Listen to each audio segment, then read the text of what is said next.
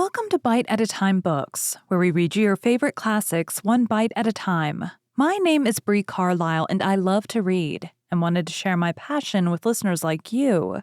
All of the links for our show are in the show notes. Today we will be continuing Emma by Jane Austen. Chapter 8. Harriet slept at Hartfield that night.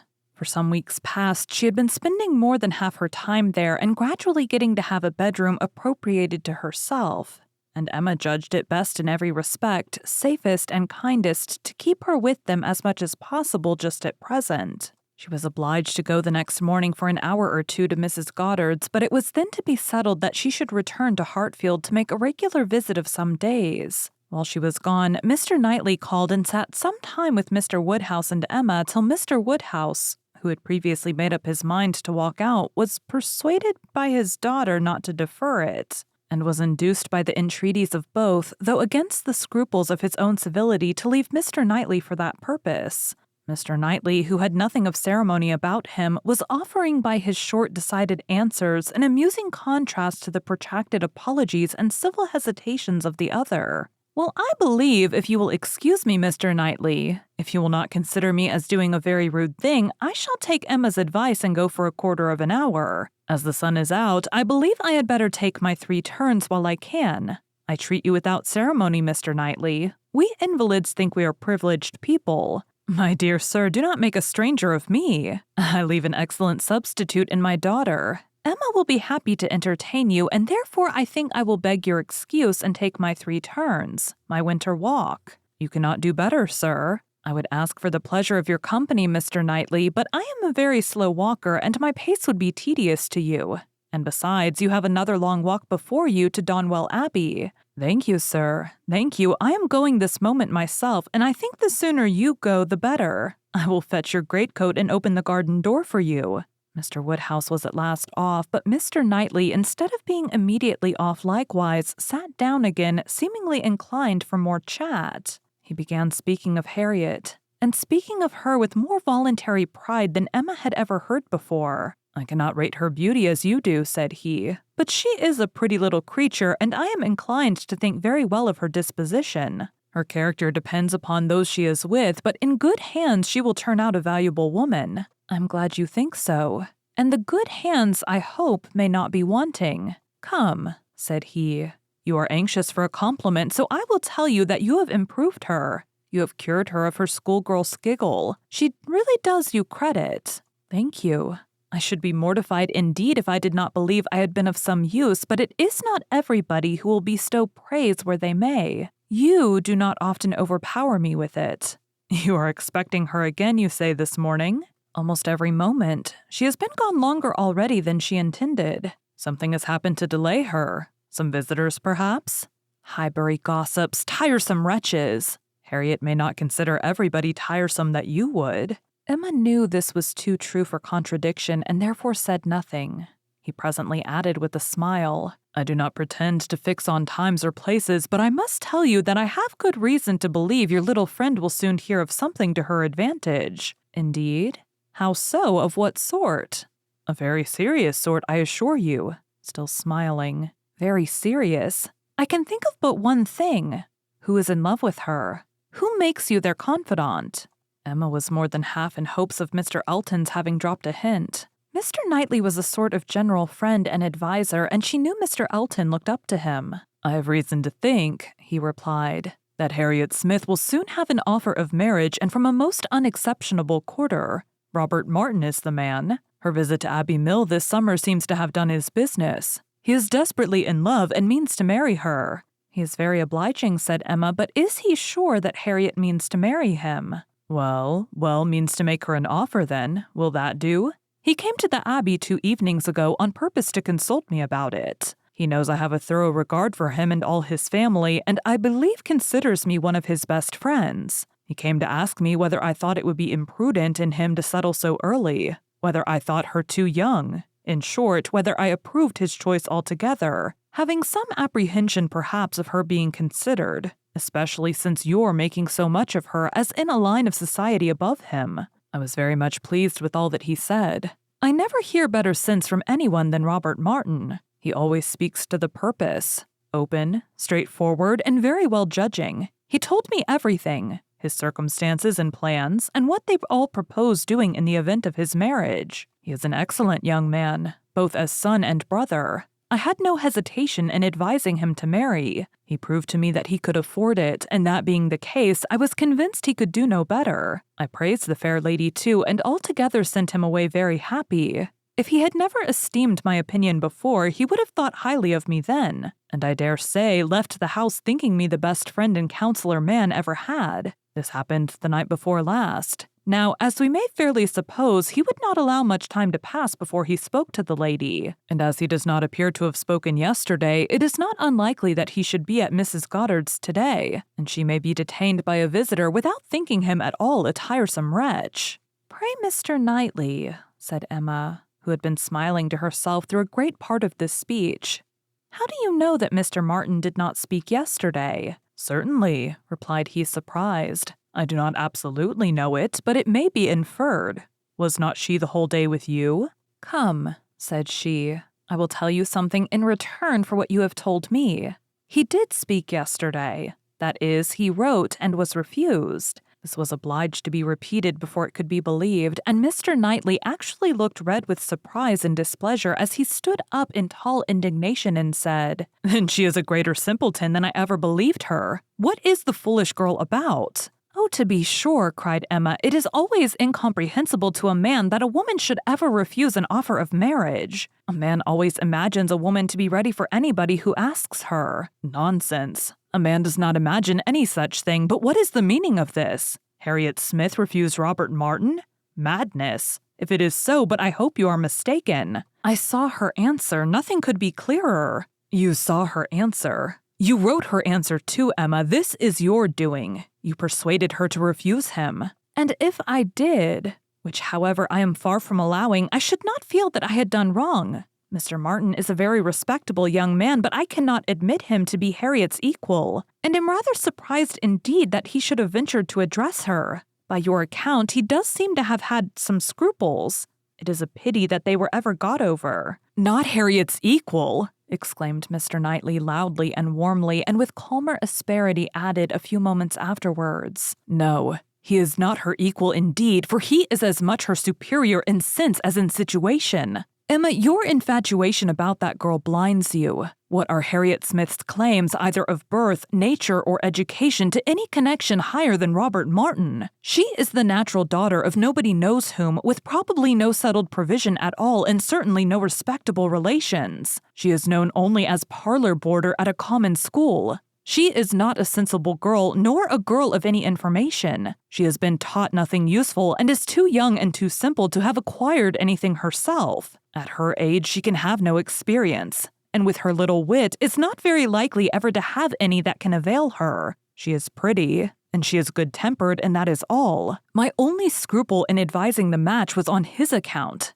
as being beneath his deserts, and a bad connection for him. I felt that as to fortune, in all probability he might do much better, and that as to a rational companion or useful helpmate he could do no worse. But I could not reason so to a man in love, and was willing to trust to there being no harm in her to having that sort of disposition, which in good hands like his might be easily led aright and turn out very well. The advantage of the match I felt to be all on her side, and had not the smallest doubt, nor have I now, that there would be a general cry out upon her extreme good luck. Even your satisfaction I made sure of. It crossed my mind immediately that you would not regret your friend's leaving Highbury for the sake of her being settled so well. I remember saying to myself, even Emma with all her partiality for Harriet will think this a good match. I cannot help wondering at your knowing so little of Emma as to say any such thing. What? Think a farmer, and with all his sense and all his merit, Mr. Martin is nothing more, a good match for my intimate friend. Not regret her leaving Highbury for the sake of marrying a man whom I could never admit as an acquaintance of my own.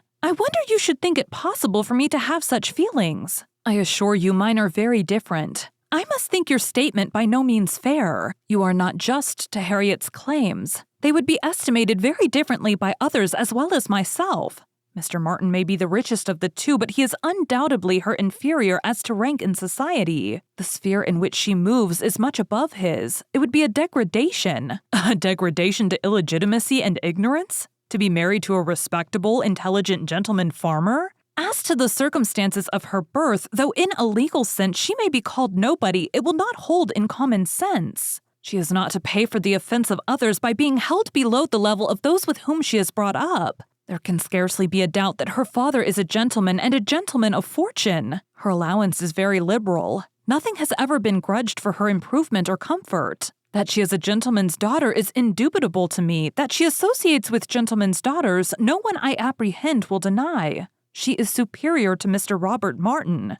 Whoever might be her parents, said Mr. Knightley, whoever may have had the charge of her, it does not appear to have been any part of their plan to introduce her to what you would call good society. After receiving a very indifferent education, she is left in Mrs. Goddard's hands to shift as she can, to move in short in Mrs. Goddard's line, to have Mrs. Goddard's acquaintance. Her friends evidently thought this good enough for her, and it was good enough. She desired nothing better herself till you chose to turn her into a friend. Her mind had no distaste for her own set, nor any ambition beyond it. She was as happy as possible with the Martins in the summer. She had no sense of superiority then. If she has now, you have given it. You have been no friend to Harriet Smith, Emma. Robert Martin would never have proceeded so far if he had not felt persuaded of her not being disinclined to him. I know him well. He has too much real feeling to address any woman on the haphazard of selfish passion. And as to conceit, he is the furthest from it of any man I know. Depend upon it, he had encouragement. It was most convenient to Emma not to make a direct reply to this assertion. She chose rather to take up her own line on the subject again. You are a very warm friend to Mr. Martin, but as I said before, are unjust to Harriet. Harriet's claims to marry well are not so contemptible as you represent them. She is not a clever girl, but she has better sense than you are aware of and does not deserve to have her understanding spoken of so slightingly. Waiving that point, however, and supposing her to be as you describe her, only pretty and good-natured, let me tell you that in the degree she possesses them, they are not trivial recommendations to the world in general. For she is, in fact, a beautiful girl and must be thought so by 99 people out of 100 until it appears that men are much more philosophic on the subject of beauty than they are generally supposed, till they do fall in love with well-informed minds instead of handsome faces.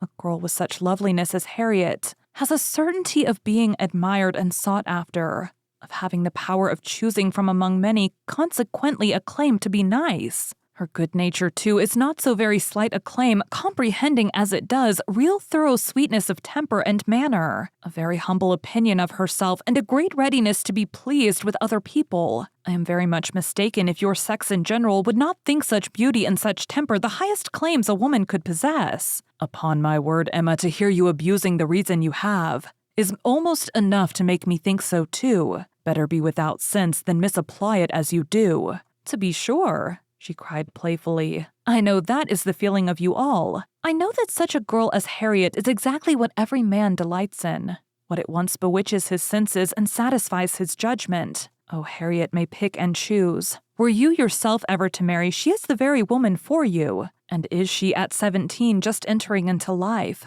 just beginning to be known, to be wondered at because she does not accept the first offer she receives? No. Pray let her have time to look about her. I have always thought it a very foolish intimacy, said Mr. Knightley presently, though I have kept my thoughts to myself. But I now perceive that it will be a very unfortunate one for Harriet. You will puff her up with such ideas of her own beauty and of what she has a claim to that in a little while nobody within her reach will be good enough for her. Vanity working on a weak head produces every sort of mischief. Nothing so easy as for a young lady to raise her expectations too high. Miss Harriet Smith may not find offers of marriage flow in so fast, though she is a very pretty girl. Men of sense, whatever you may choose to say, do not want silly wives. Men of family would not be very fond of connecting themselves with a girl of such obscurity, and most prudent men would be afraid of the inconvenience and disgrace they might be involved in when the mystery of her parentage came to be revealed. Let her marry Robert Martin and she is safe, respectable, and happy forever. But if you encourage her to expect to marry greatly and teach her to be satisfied with nothing less than a man of consequence and large fortune, she may be a parlor boarder at Mrs. Goddard's all the rest of her life. Or at least, for Harriet Smith is a girl who will marry some day or other, till she grow desperate and is glad to catch at the old writing master's son. We think so very differently on this point, Mr. Knightley, that there can be no use in canvassing it. We shall only be making each other more angry. But as to my letting her marry Robert Martin, it is impossible. She has refused him, and so decidedly, I think, as must prevent any second application. She must abide by the evil of having refused him, whatever it may be, and as to the refusal itself, I will not pretend to say that I might not influence her a little, but I assure you there was very little for me or for anybody to do. His appearance is so much against him, and his manner so bad that if she ever were disposed to favor him, she is not now. I can imagine that before she had seen anybody superior she might tolerate him. He was the brother of her friends, and he took pains to please her. And altogether, having seen nobody better, that must have been his great assistant, she might not, while she was at Abbey Mill, find him disagreeable. But the case is altered now. She knows now what gentlemen are, and nothing but a gentleman in education and manner has any chance with Harriet. Nonsense. Arrant nonsense as ever was talked, cried Mr. Knightley. Robert Martin's manners have sense, sincerity, and good humor to recommend them, and his mind has more true gentility than Harriet Smith could understand. Emma made no answer and tried to look cheerfully unconcerned, but was really feeling uncomfortable and wanting him very much to be gone. She did not repent what she had done. She still thought herself a better judge of such a point of female right and refinement than he could be, but yet she had a sort of habitual respect for his judgment in general which made her dislike having it so loudly against her. And to have him sitting just opposite to her in angry state was very disagreeable. Some minutes passed in this unpleasant silence, with only one attempt on Emma's side to talk of the weather. But he made no answer. He was thinking. The result of his thoughts appeared at last in these words. Robert Martin has no great loss, if he can but think so, and I hope it will not be long before he does.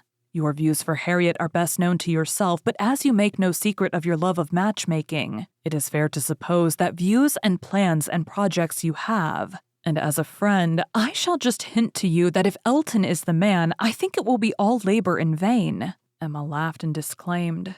He continued, Depend upon it, Elton will not do. Elton is a very good sort of man and a very respectable Vicar of Highbury, but not at all likely to make an imprudent match. He knows the value of a good income as well as anybody. Elton may talk sentimentally, but he will act rationally. He is as well acquainted with his own claims as you can be with Harriet's. He knows that he is a very handsome young man and a great favorite wherever he goes, and from his general way of talking in unreserved moments, when there are only men present, I am convinced that he does not mean to throw himself away. I have heard him speak with great animation of a large family of young ladies that his sisters are intimate with who have all £20,000 apiece. I am very much obliged to you, said Emma, laughing again. If I had my heart set on Mr. Elton's marrying Harriet, it would have been very kind to open my eyes. But at present, I only want to keep Harriet to myself. I have done with matchmaking indeed. I could never hope to equal my own doings at Randall's. I shall leave off while I am well. Good morning to you, said he, rising and walking off abruptly. He was very much vexed. He felt the disappointment of the young man and was mortified to have been the means of promoting it. By the sanction he had given and the part which he was persuaded Emma had taken in the affair was provoking him exceedingly. Emma remained in a state of vexation too, but there was more indistinctness in the causes of hers than in his. She did not always feel so absolutely satisfied with herself, so entirely convinced that her opinions were right and her adversaries wrong as Mr. Knightley. He walked off in more complete self-approbation than he left for her. She was not so materially cast down, however, but that a little time and the return of Harriet were very adequate restoratives. Harriet's staying away so long was beginning to make her uneasy. The possibility of the young man's coming to Mrs. Goddard's that morning and a meeting with Harriet and pleading his own cause gave alarming ideas. The dread of such a failure after all became the prominent uneasiness, and when Harriet appeared and in very good spirits, and without having any such reason to give for her long absence, she felt a satisfaction which settled her with her own mind, and convinced her that let Mr. Knightley think or say what he would, she had done nothing which the woman's friendship and woman's feelings would not justify. He had frightened her a little about Mr. Elton, but when she considered that Mr. Knightley could not have observed him as she had done, neither with the interest nor, she must be allowed to tell herself, in spite of Mr. Knightley's pretensions, with the skill of such an observer on such a question as herself, that he had spoken it hastily and in anger, she was able to believe that he had rather said what he wished resentfully to be true, that what he knew anything about, he certainly might have heard Mr. Elton speak with more unreserve than she had ever done. And Mr. Elton might not be of an imprudent, inconsiderate disposition as to money matters. He might naturally be rather attentive than otherwise to them. But then Mr. Knightley did not make due allowance for the influence of a strong passion at war with all interested motives. Mr. Knightley saw no such passion and of course thought nothing of its effects. But she saw too much of it to feel a doubt of its overcoming any hesitations that a reasonable prudence might originally suggest. And more than a reasonable, becoming degree of prudence she was very sure did not belong to Mr. Elton. Harriet's cheerful look and manner established hers. She came back not to think of Mr. Martin, but to talk of Mr. Elton. Miss Nash had been telling her something which she repeated immediately with great delight. Mr. Perry had been to Mrs. Goddard's to attend a sick child, and Miss Nash had seen him, and he had told Miss Nash that as he was coming back yesterday from Clayton Park, he had met Mr. Elton, and found to his great surprise that Mr. Elton was actually on his road to London and not meaning to return till the morrow, though it was the whist club night which he had been never known to miss before, and Mr. Perry had remonstrated with him about it and told him how shabby it was in him, their best player, to absent himself, and tried very much to persuade him to put off his journey only one day, but it would not do. Mr. Elton had been determined to go on, and had said in a very particular way indeed that he was going on business which he would not put off for any inducement in the world, and something about a very enviable commission and being the bearer of something exceedingly precious. Mr. Perry could not quite understand him, but he was very sure there must be a lady in the case, and he told him so, and Mr. Elton only looked very conscious and smiling and rode off in great spirits. Miss Nash had told her all this and had talked a great deal more about Mr. Elton and said, looking so very significantly at her, that she did not pretend to understand what his business might be, but she only knew that any woman whom Mr. Elton could prefer she should think the luckiest woman in the world, for beyond a doubt Mr. Elton had not his equal for beauty or agreeableness.